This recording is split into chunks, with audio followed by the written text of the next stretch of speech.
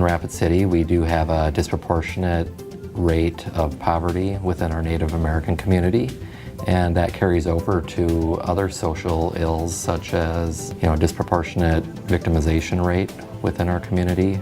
It compounds upon all the negative social issues, whether it's alcohol use, drug use, poverty. They compound on each other and really put people at such a great disadvantage that it's very hard to pull yourself out of that condition without support from the community.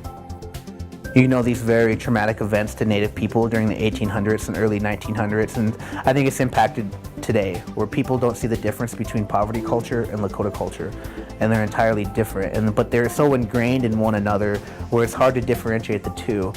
Growing up by myself, and this is a young kid just learning, and even into being a teenager, that Native American people are poor.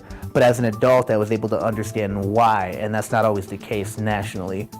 There's counties that might have a higher level of impoverished individuals that live within that county, and they come to Rapid City looking for opportunities. And they're an hour and a half away, and so this makes sense why our community would have a higher population of individuals such as Native Americans.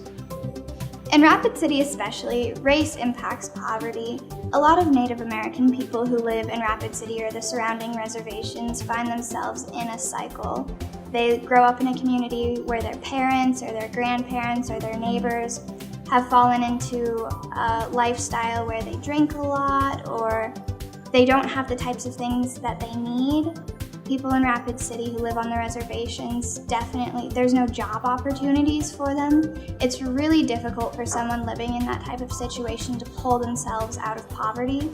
And most of the people in Rapid City who are Native American find themselves in one of those situations where they aren't given any opportunities to pull themselves out of the place that they're in. And that's very different from the opportunities that I have as a person who's white. In South Dakota, we look at the Native American populace as the population that sits in poverty.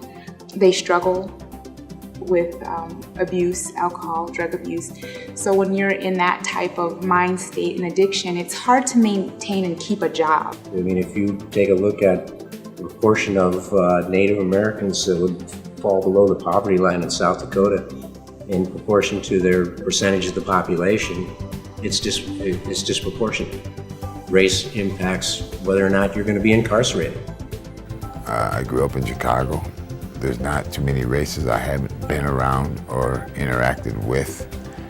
They really look down on the natives here, but I've learned over time that they have their reasons.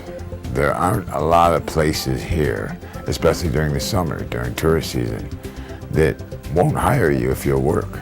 But it's not a laziness thing, I don't think. It's more of a you owe me, this is my land thing. You took their stuff and won't give it back.